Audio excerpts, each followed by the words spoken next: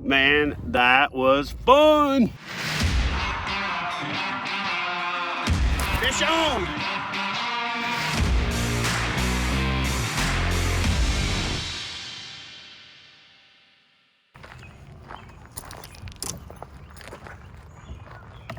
So what are you thinking, man? How's it gonna go today? How's it gonna go? It is going to be a tide game. Pre-fished yesterday, and it was just, you get that tide moving and you get those short spurts, and if you get on the right fish, you're gonna be able to load up pretty quick. But if you're not on them, it's gonna be a struggle. It's gonna be hot and it's gonna be crowded. So what's your prediction for where you are gonna finish, sir? Where I am gonna finish, the goal is always to get your name high enough on the list that people see it when the results come out. So I'm hoping for top 10, top 15. Sweet.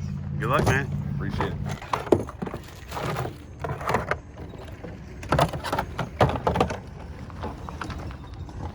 So talk to me about your goldfish.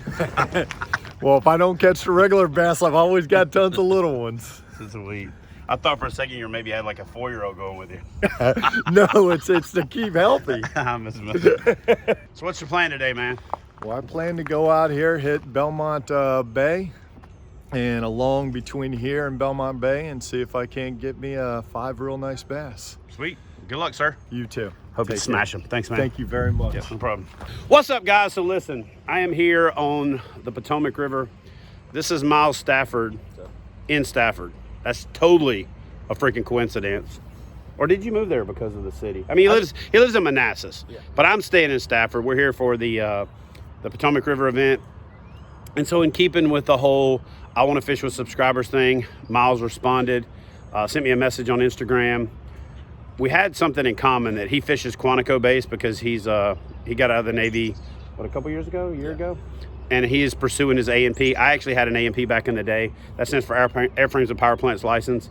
Worked in aviation almost 20 years of my Navy career. I did some training in there that wasn't aviation, but actually it was all tied to aviation. So anyway, so Miles hit me up. The guys launched a little while ago.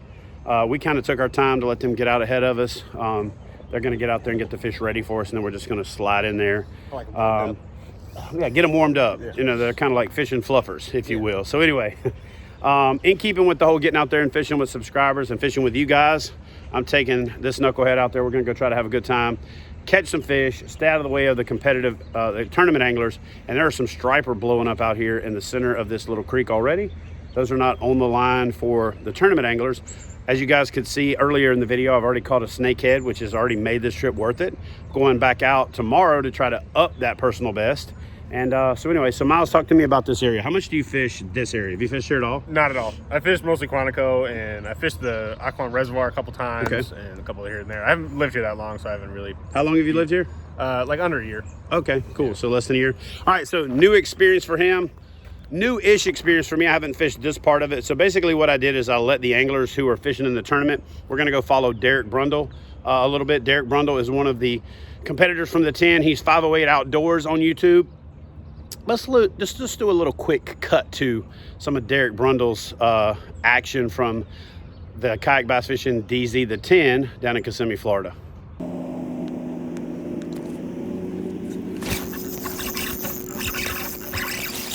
Giant.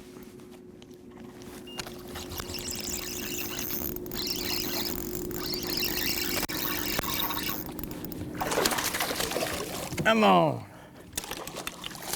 Yes, sir. Woo!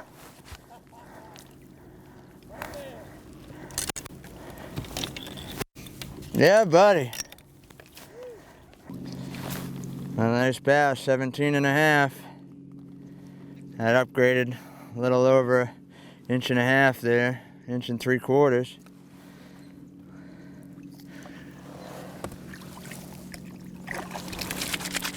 Now we're cooking with gas. So before we actually get on the water, let me show you guys something. You want to know what's cool? Is running into somebody who has one of your old boats. He's that guy. And I was like, hey man, I think I might have your old boat. Well, as soon as he told me about it, and you see that traction padding right there? That was the old STS, silent traction system. And it's got the kayak bass fishing decal right there, the Yak Attack. and it's got the traction pad on the inside that is made into the KBF logo. And here's the thing, that's the old KBF logo right there with the old font. And then, as you can see, it's got the old KBF decal right there. So it's really cool to come full circle and see my old boat. And honestly, to this day, that kayak right there, and the 140 version of it, the Commander 120 and Commander 140 from Wilderness Systems is still one of my favorite, if not my favorite boats of all time. This thing is light. It's a good grab and go boat. Its seat goes high and low. You've got the seat up here, right there, and then you got here. You've got this seat up here so you can fold the seat down. You've got that seat down there for getting down in it. And then what's cool about this boat is when you stand down in it, your feet are down below the water line and your calves contact the side. So you have the ultimate stability and drivability because your feet are a little bit below the water line. So yet again, still one of the best boats ever designed for kayak fishing. If I do say so myself. So anyway, love that boat. Hopefully these hybrid style canoe kayak boats will make a big comeback. I know I'm going to twist Native's arm to bring back the Native series because these type boats are literally, in my opinion, have a place in our arsenal of fishing. You're kind of glowing back there. Look at that halo. Halo. We'll cut in some Rihanna halo right there. All right, anyway, so guys, we're going to get on the water. Here we go.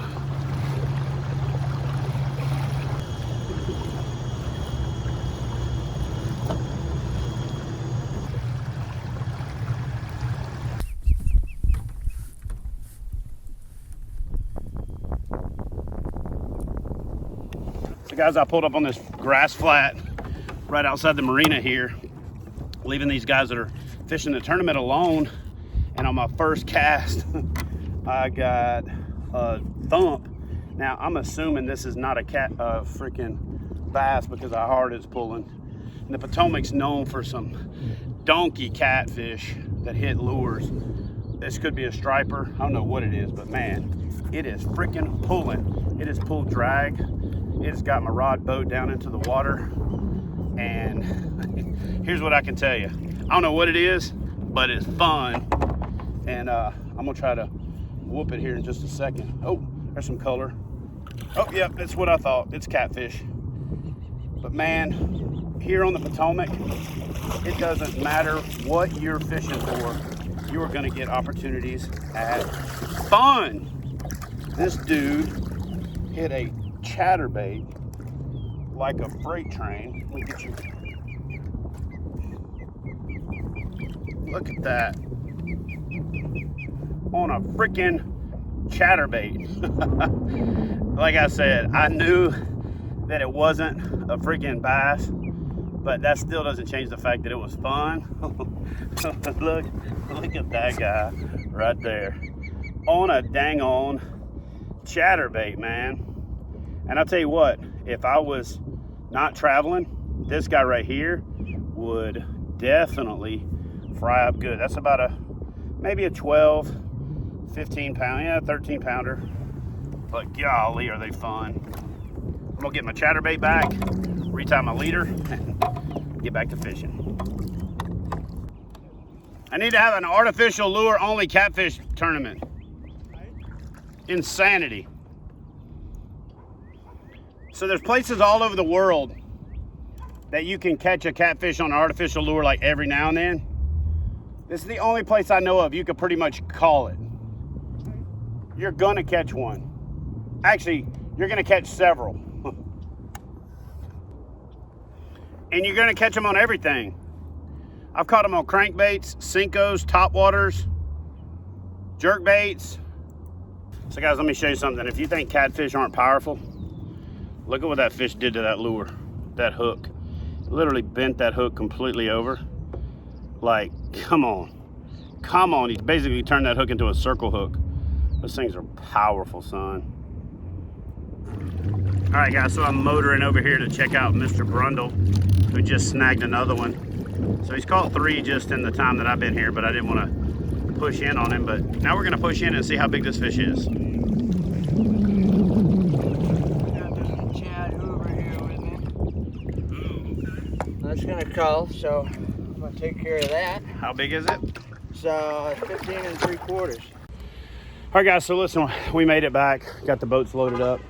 He's loaded up over there. So, Miles, how was your day? So we got separated out on the water. I was chasing down tournament anglers, and next thing you know, I look at this guy, and he's like going past me. So you had that Commander moving pretty good, man. Yeah, it's a good paddling boat. I caught Almighty 2. It was not a banner day out on the water. I caught 2 and had 1 Steel Senko for me, so that 2.5, I guess. Yeah.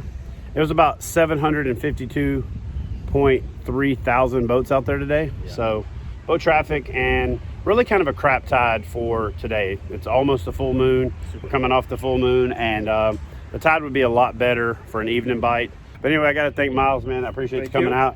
I didn't catch any bass, but I did catch a giant catfish on a chatterbait, which the Potomac is really well known for how crazy it is catching freaking catfish here. So I've caught a snakehead and I've caught a catfish. Now I have to catch a bass. But I'm about to, well, I've already loaded up. I'm about to head over to a different ramp and see if I can't find some of the other competitors.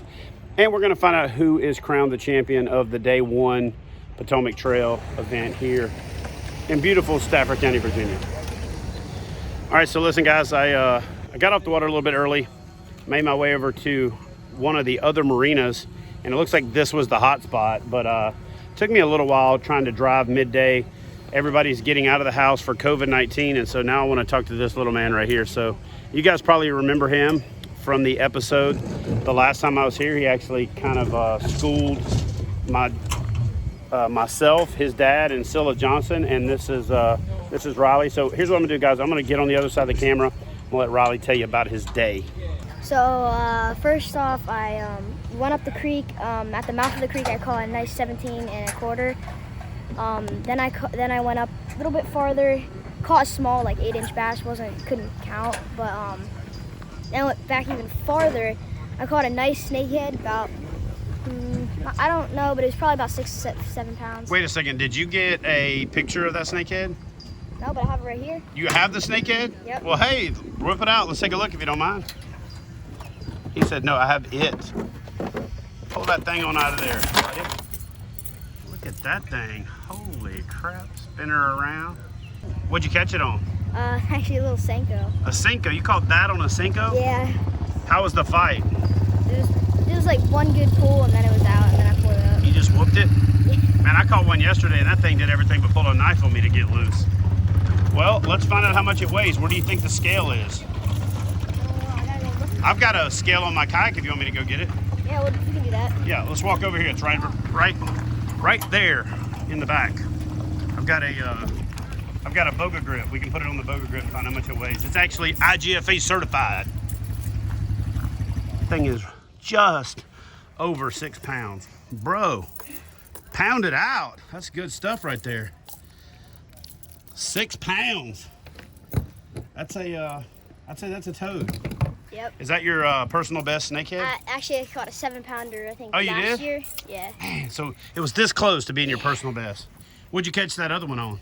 I think it was a Teckle frog, okay. Water. Yeah, so I caught one yesterday on a chatterbait, and it freaking hammered it. Once it got in the net, that's when it got crazy. Oh, yeah. Well, congrats, man. Thanks. Are you fishing in a tournament tomorrow, or are you done for the weekend? You are? Tomorrow. Cool, man. Well, hey, good luck for tomorrow. Thanks for sharing, and I'm going to go grab some of your pictures, and we'll drop them into the video right here. And guys, listen, this little man right here is an absolute stick. So what I'm going to do is I'm going to cut back to some of the highlights of when we fished with Riley. Actually, when Riley showed us how to fish the last time we were in Stafford County. So let's check out those highlights right now. There's one. That's number 13. There he goes. All right, guys, so listen, one of the things we always like to do is whoever we hook up with for pre-fishing, we're gonna circle back. And so this is Will Brewer, or Will B. Bassin. Is it Will be catching today, or was it just Will be Bassin? Well, we had 4 bites. We caught one and it flopped out the boat. So we'll kayak, however you want to look at it. That's a boat. That's a boat. No, I have 4 bites. I just didn't fish clean. And you know, whenever you do these tournaments, you have to fish clean, or else you're not going to get on the board at all. How many fish did you put on the board? I put 0 fish on the board. So 4 bites. I couldn't capitalize. When you said on 4 bites, you meant bites. Yeah, I had one early this morning on a jackhammer, it got right to the boat, jumped up, shook his head, and threw the lure. So. All right, so guys, this is going to potentially be perceived as what we know in the industry as a D move. But I'm going to give you a quick run through of Will's boats and all the lures he didn't catch fish on today. He didn't catch them on that, and that, and that. He didn't catch them on this, right there, or this, or this. Which one was the one you caught one on?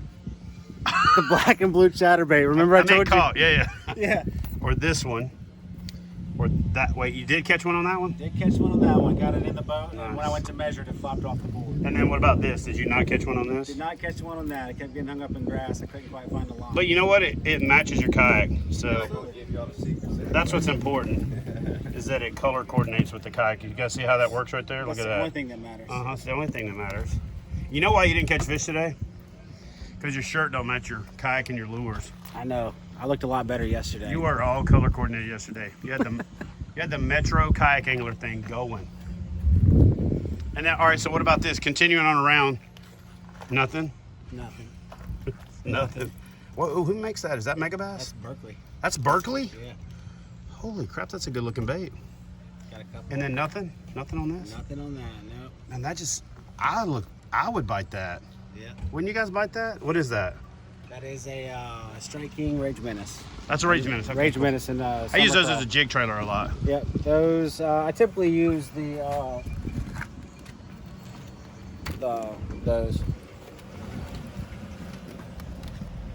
What are those? Sweet. All right, dude. Well, listen. Go home tonight. Lick your wounds. Absolutely. Get your mind right and get out there and smash them tomorrow. All right. Cool. Will do. All right. Thanks, brother. All right, guys. So listen, that's going to do it for our Kayak Bass Fishing Trail Series event here in Stafford, presented by Realtree Fishing, DZ, and the folks from Catch Co Products for making this Mid-Atlantic Series awesome.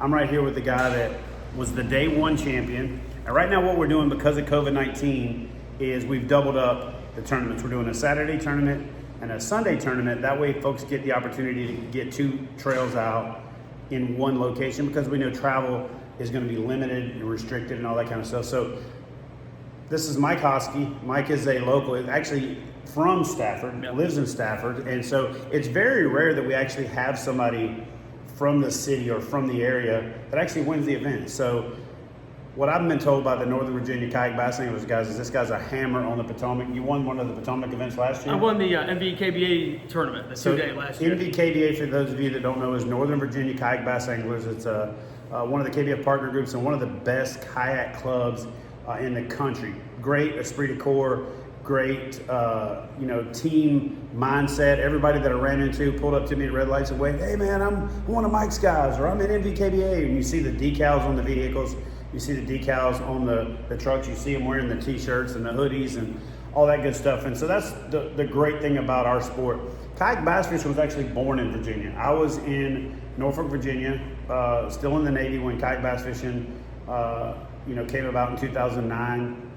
Rolling into 2010, and it's cool to come home, right? I spent 14 years out of 20 years in the state of Virginia.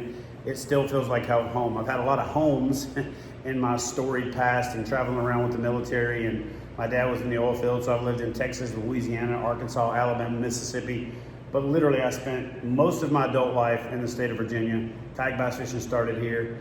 And so talk to me about this. Before we get into your performance in the event, how did you feel about the two tournaments in one weekend? What was that like? The two KBAs? The two kayak bass fishing events, a Saturday event and a Sunday event. How did you feel about that? I really didn't think anything different. I knew I was going to sign up for one, and if I made some money, I was going to sign up for the other one. Okay.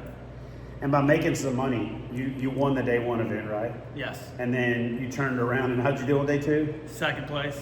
A first place on day one and a second place, and you actually caught a bigger limit on day two than you did on day one. Yes.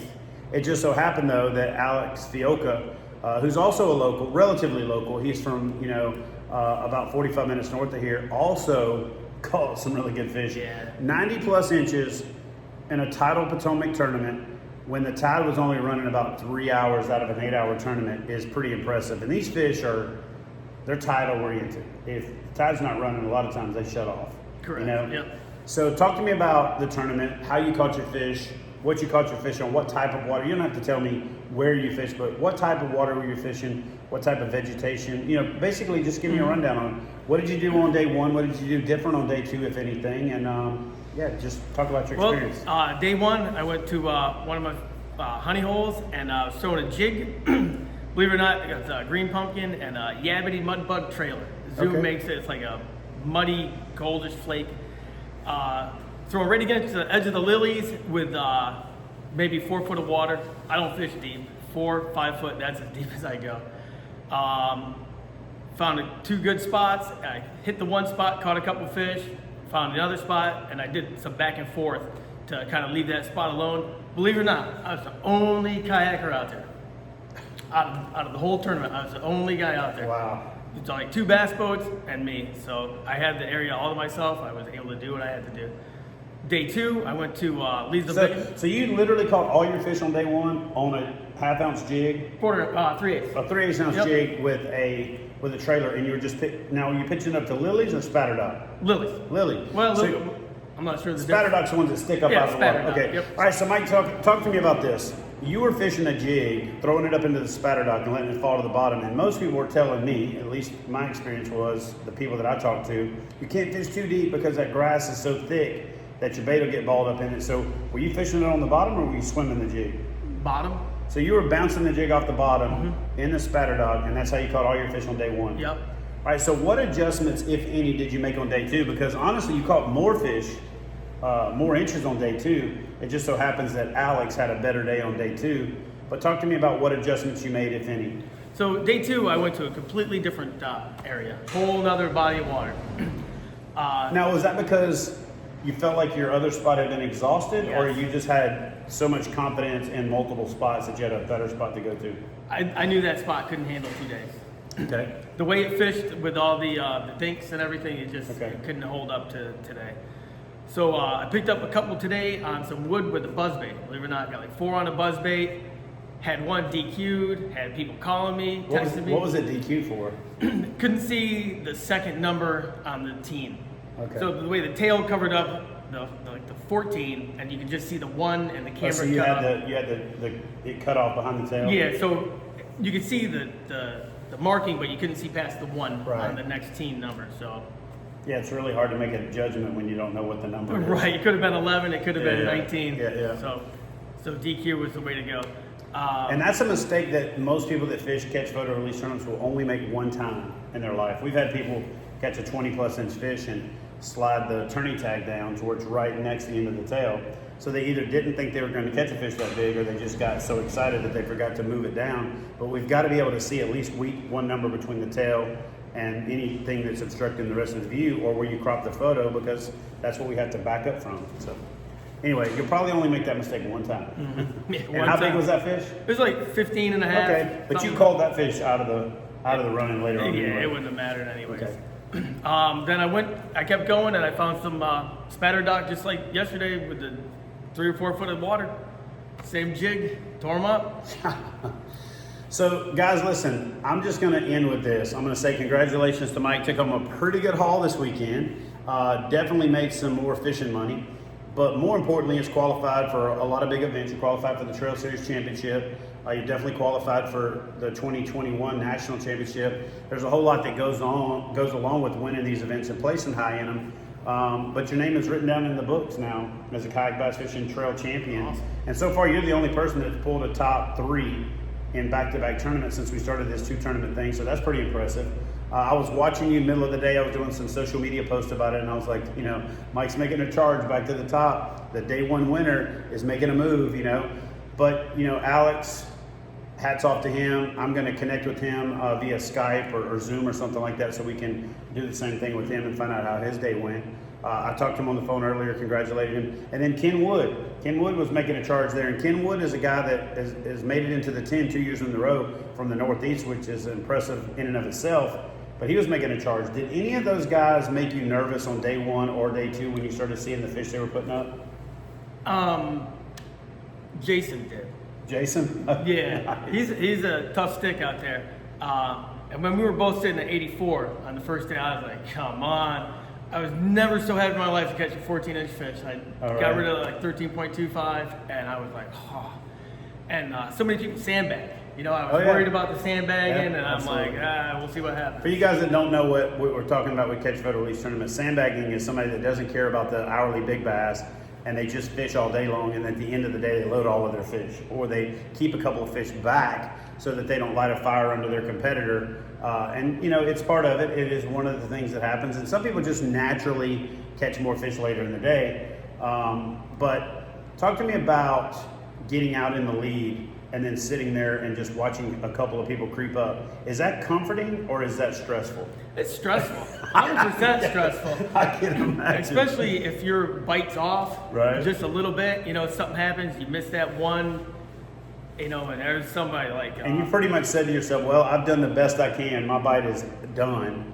Now it's just a matter of, wow, will it hold? Yeah, that's got to be stressful. Like today, I was way up, and I didn't have any cell reception, so I was that guy sandbagging at the end of the day. And you know, stuff happens. Threw up a couple 18s at the end of the day, and it wasn't quite enough. Yeah, I'll tell you what, man. What Alex did was pretty impressive. So congratulations to Alex Fioga. He put up 91 3/4 inches on a really pretty day, but some tough fishing on the Potomac River for a lot of folks. So this guy right here had the best weekend overall. Really big haul. Congratulations, brother. Thanks, Chad.